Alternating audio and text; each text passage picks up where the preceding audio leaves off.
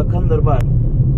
હવે સાહેબ કેટલા દિવસથી હું તમને ફોન કરું છું, પેલા મુજપુર ગંભીરા જે બ્રિજ છે એ બાબતની વાત કરવા માટે, રજૂઆત કરવા માટે અમારા એક મિત્ર જિલ્લા પંચાયતના સદસ્ય હર્ષદસિંહ પરમારે પણ આપણે લેખિત રજૂઆતો પણ કરી છે, અને એ બાબતે આપણે રજૂઆત કરવા માટે કેટલા દિવસથી ફોન કરું છું પણ આપ ફોન ઉઠાવતા નથી.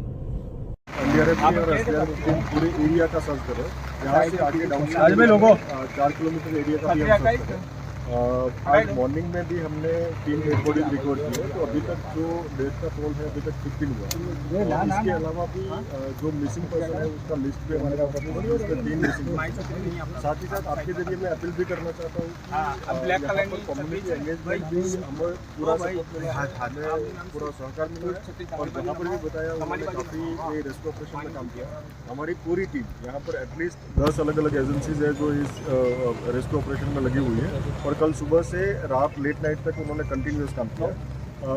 हमारे यहाँ पर जो सारी डिटेल्स मिली है उसमें 2 डिटेल्स मिसिंग है। उसमें एक व्हीकल छोटा सा है जो आइदर अल्टो या वैगनआर जितना व्हीकल है, उसके अलावा एक आइसर है, उसका वेयर अबाउट हमने सीसीटीवी फुटेज भी चेक किया है, सारी डिटेल्स भी चेक की है, और यहाँ पर कंटिन्यूस, क्योंकि वो कीचड़ के अंदर बिल्कुल धंस गया है, इसीलिए उसका थोड़ा सा निकलना डिफिकल्ट हो रहा है। अगर किसी को इन्फॉर्मेशन मिलती है तो हमको इन्फॉर्मेशन भी शेयर करें, ताकि हम उसका रेस्क्यू ऑपरेशन आसानी से कर सकें। तो जो भी लीड मिलती है, जो भी कोई अगर मिसिंग पर्सन की डिटेल है, हमारे कंट्रोल रूम में इन्फॉर्मेशन देंगे तो हम उसको रेस्क्यू ऑपरेशन बहुत कम आसानी से कर पाएंगे। कितनी सर और डेड बॉडीज होने की शक्यता है अंदर? अभी हमारे पास जो डिटेल से अभी 3 डेड बॉडीज रिकवर हुई है। कल शाम को जो हमारे पास लिस्ट आई थी रिलेटिव, बाकी यहाँ पर मिसिंग पर्सन, उसकी डिटेल्स पुलिस के जरिए जो इन्फॉर्मेशन मिली थी उसका 6 का लिस्ट था।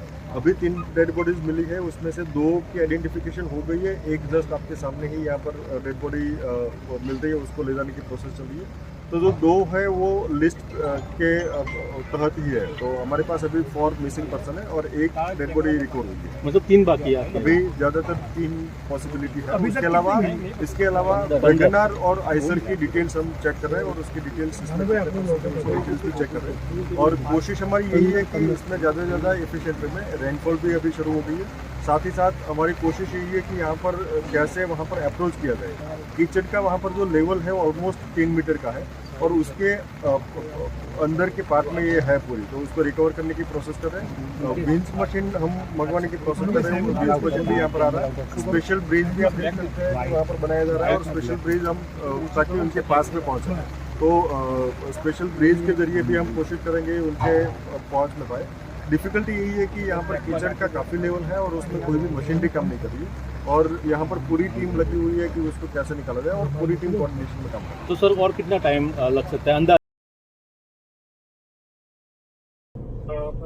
હવે એ બાબતે આખું બ્રિજ એકદમ ખલાસ હાલતમાં છે સાહેબ, આખા બ્રિજની હાલત ખસ્તા છે, અને કેટલા બધા દિવસો થઈ ગયા હજુ કોઈ કામગીરી થઈ જ નથી, તો લોકોનું જીવના જોખમે લોકો જાય છે, તો શું કરવાનું, એનું કંઈક તો કરો. ફરીથી દરખાસ્તનું રિમાઇન્ડર આપ્યો કે ભાઈ આ ટ્વીટ તાત્કાલિક અમને નવો કરી આપો, કે એનું સ્ટ્રેન્થનિંગ સજેસ્ટ કરો. કોને તમે મોકલ્યું, કોને મોકલ્યું તમે? મેં મારા એક્સિયરને મોકલી આપ્યું છે ફરીથી. અરે પણ સાહેબ આવું ના હોય, તમે હે? અને એ અમારે ડિઝાઇનમાંથી ડિઝાઇનની ટીમને બોલાવી છે. એકવાર તો આપણે કન્સલ્ટન્ટનું સર્વે કરાવી લીધું, હા, ત્યારે સજેશન જે આપ્યા એ પ્રમાણે બી કે અમને લાગતું નથી કે આ પ્રમાણે બી લાગુ શકે, એટલે ફરીથી અમારું જે ડિઝાઇન સેલ છે ને એને આપણે બોલાવીએ છીએ.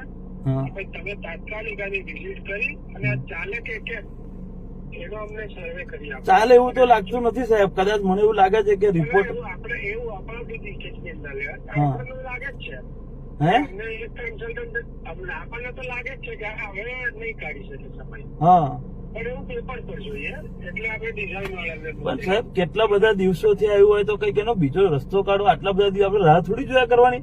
કયા ડિપાર્ટમેન્ટ? ગુજરાત ગવર્મેન્ટમાં પણ ફોન કર્યો. હે? અરે બંધ ના કરશો, પણ તમે કઈક ને કઈક એ લોકોને એવી રજૂઆત કરો કે આ તો અર્જન્ટ બેસિસ પર કરવું પડે, આમાં થોડી રાહ દેખ્યા કરે. હા, હવે પાછા પેલા મંત્રી બદલાઈ ગયા તો પાછી તમારી પ્રોસેસ લાંબી થઈ જશે. પણ મોટો સાહેબ હું તમને વિનંતી કરું છું ને, તમે ફોન ઉઠાવતા નથી, આવું થોડી હોય. અમારે સામાજિક માણસોને તો ફોન ઉઠાવવા પડે ને. અરે મેં તમને 10 થી 15 ફોન કર્યા છે કેટલા દિવસોથી, પેલા જિલ્લા પંચાયત સદસ્ય ફોન કરે છે. ચાલે છે કે તમે એ વસ્તુ ઓફિસેથી આપી શકતા હોય, તમારે રજૂઆત હોય કાગળથી બી આપી એ શકો. તો કાગળથી આપેલી જ છે પેલા જિલ્લા સદસ્ય. હા, તો એમાં એનું એક્શન લીધા છે, હવે મોકલ્યું છે. આ તો કેટલા દિવસ થશે આમ આવતા કેટલા દિવસ થશે કે પછી બધું? ગાંધી ના કહેવાય, એ તો ગાંધીનગરથી એ તમે કયો હોદ્દો? તમારો હોદ્દો કોઈ જવાબદાર હોદ્દો જ નહીં. શું તમારો હોદ્દો જવાબદાર હોદ્દો તો છે ને વડોદરા જિલ્લામાં. જવાબદાર ખરો ને, પણ એ ડિઝાઇન ટીમને બોલાય છે. ડિઝાઇન ટીમને આપણે તાત્કાલિક બોલાય છે. પણ સાહેબ ડિઝાઇન ટીમ ક્યારે આવશે, શું કરશે, કઈ ને કોઈ તો લિમિટ હોય કે નહીં એની? એમ પણ એટલે એ હું અત્યારે ગાંધીનગર જ આવું છું, એમને મળીને એમની પાસે ટેન્ટેટિવ પીરિયડ માંગી લઉં સાહેબ છું. તમે કરો છો, હું તમને ચોખ્ખું કહું છું, જો તમે નહીં કરો તો અમે એ બ્રિજ પર ઉપવાસ આંદોલન પર બેસી જઈશું. બરાબર? ના, હું હમણાં ગાંધીનગર નહીં તો ભાઈ તમારી ઓફિસ આવીને ઉપવાસ આંદોલન પર બેસી જઈશું. મારું નામ લખ્યું તો લખન દરબાર નામ છે મારું. ઓકે. બરાબર?